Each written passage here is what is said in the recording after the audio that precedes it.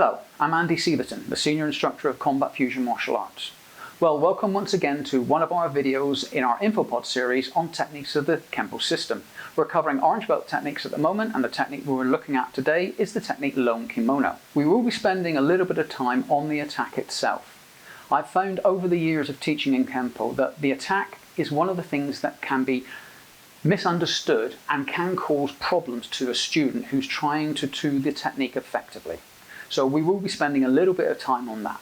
However, we will also be looking at the technique in our usual format without a partner, and then at the end progressing on to some variations and other ideas. So, that being said, let's get into Lone Kimono.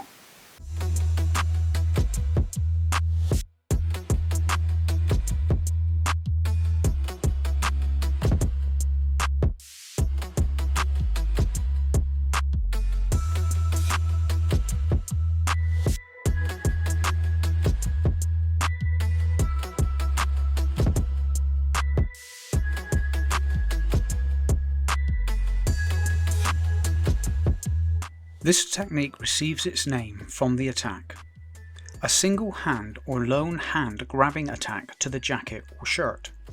The Japanese term for shirt is kimono, which is reminiscent of a gi jacket, hence the name Lone Kimono. Let's stay with the attack and look at some points that can be misinterpreted.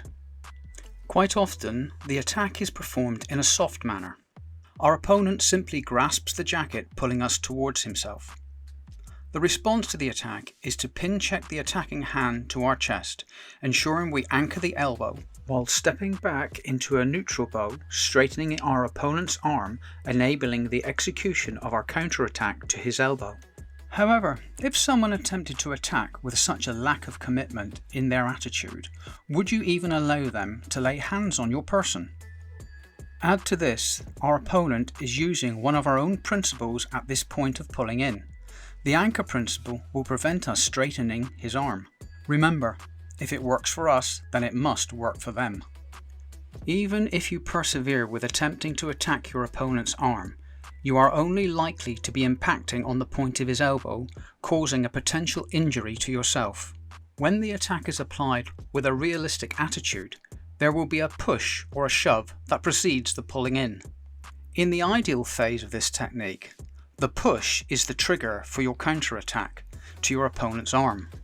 By stepping back to absorb the shove, settling into a neutral bow and stabilising our base, we are purposely complying with our opponent's attack. The purposeful compliance not only aids the absorption of force, but also gives our opponent the illusion of success, as his arm overextends, becoming vulnerable. At this point, execute the counterattack, timing the counter with the settling into the neutral bow, increasing the injury effect to our opponent's arm. Another issue that occurs involves the method of execution of the counterattack itself. Quite often, students tend to use the whole arm in a rising horizontal manner. This places emphasis of the movement onto the deltoid muscle. This is far too much a load for that one muscle to contend with. In turn, this can make the counterattack ineffective and runs the risk of causing injury to yourself. Another method of execution is to use the counterattack arm in the manner of a vertical punch, impacting our opponent's arm with our inner elbow. This can work well, but can also be limited should our opponent be taller than us. The arm's effectiveness is limited by the height it has to operate in. My personal preferred method of execution is to use the mechanics of the upward block, but alter its intent. The initial action of the upward block's intent is altered from a defensive one as an inward block to an offensive one as an uppercut, using the inner elbow against our opponent's arm. This provides the option to utilize the remaining mechanics of the upward block to continue to pressure against his arm should that need arise. The damage we are inflicting upon our opponent's arm comes in two sections. The initial impact we have just been reviewing is often said to break the elbow. Whilst this is possible, in reality I feel the result is more likely to be a hyperextension of the elbow. The shock our opponent experiences in this moment occupies his mind enough to fill the dead space between the hyperextension and cocking of our arm in preparation for the subsequent move. In this next move, we are again changing the weapon's intent to an offensive inward blocking strike to the side of our opponent's previously injured elbow to cause a dislocation. Immediately follow up with an outward hand sword to our opponent's throat. This strike travels upwards and diagonally after rebounding off of our rear hip. It also travels beneath our opponent's peripheral vision, making it hard for him to see the incoming attack. At this point, we will now proceed on to the extension to Lone Kimono. If you do not require this information at your stage in training, you may wish to bypass the next section of this video. From the lead hand sword to our opponent's throat, pivot into a forward bow, hooking our opponent's hands down with a crane's beak as we simultaneously deliver a rear hand heel palm hand sword to our opponent's throat. Have your rear arm come up after the clearing action to cock high in preparation for the next move. Here we now combine two moves at once. As we execute an inward hammer fist to the temple of our opponent's head, we simultaneously drag our rear foot to our lead foot. At this point we are hitting on the half beat. Now we complete the full beat by utilising our lead leg to deliver a side kick to the inside of our opponent's knee joint. This should cause our opponent's knee to buckle and him to fall to the floor. From this point, front crossover and cover out.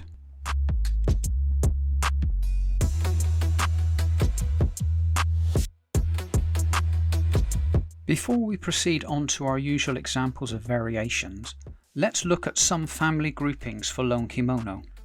Whilst we are using the height and width zones, I prefer to explain this section of the family groupings by visualizing a triangle.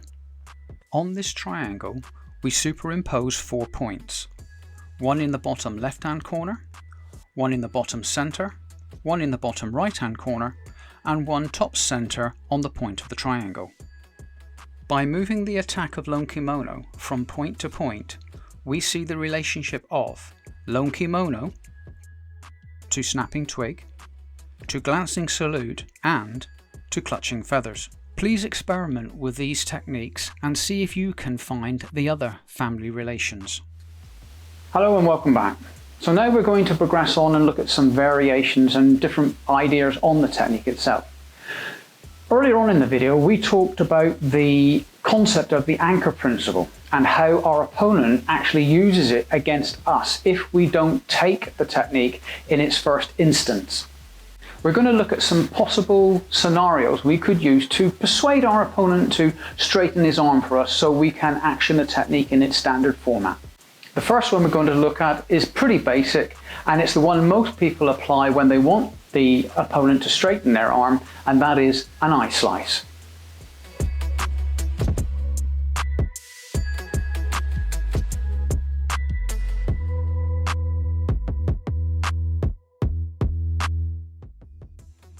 Okay, so now let's progress on to another option.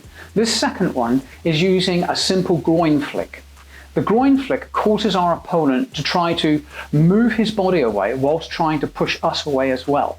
This is what causes his arm to straighten. We take advantage of this, and in the video you'll see not only do we use it to help attack the joint of the arm, but we can also apply the uppercut version to our opponent's face at the same time.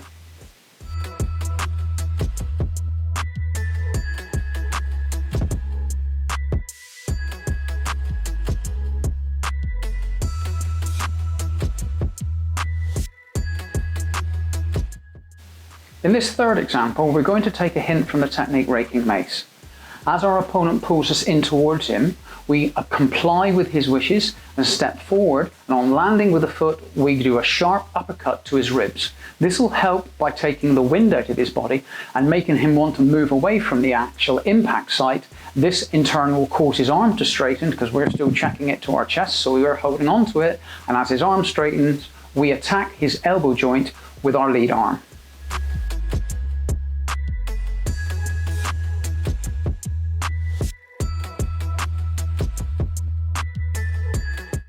Now we'll progress on to a variation on this technique. In this example, We are able to attack our opponent's elbow joint, but for some reason, maybe we miss the actual target or our opponent isn't incapacitated enough, he has enough sense with him to grab the arm that we're actually attacking him with.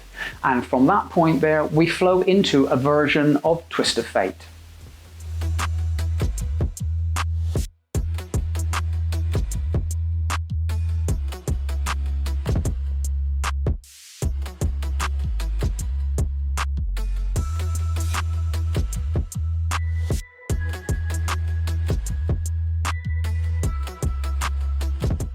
Now, staying on that same scenario of our opponent being able to grab our attacking arm, this time, instead of flowing into Twist of Fate, we just simply take the technique and flow into Crossing Talons.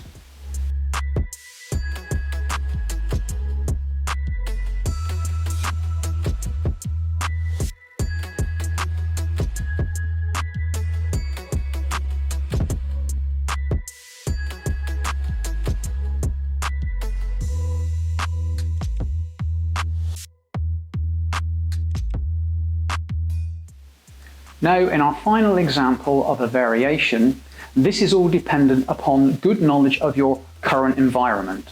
Now, as we know, environment is what's on us, in us, and around us. And it's more important to know what's around you in this example than the other two. You have a good idea of your surroundings.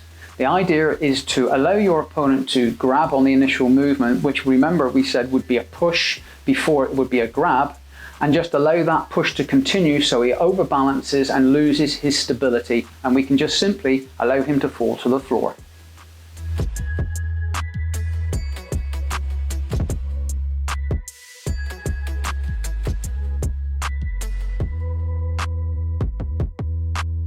Well, thank you once again for joining us here at Combat Fusion Martial Arts. If you like the content of our videos, please don't forget to subscribe and hit that notification bell, and give the video a share as well. Also, if you have any questions or you have any ideas you'd like us to do videos on, we'll try to accommodate you if we can. So again, thank you very much for joining us here at Combat Fusion Martial Arts. This is Andy Seetherton saying goodbye.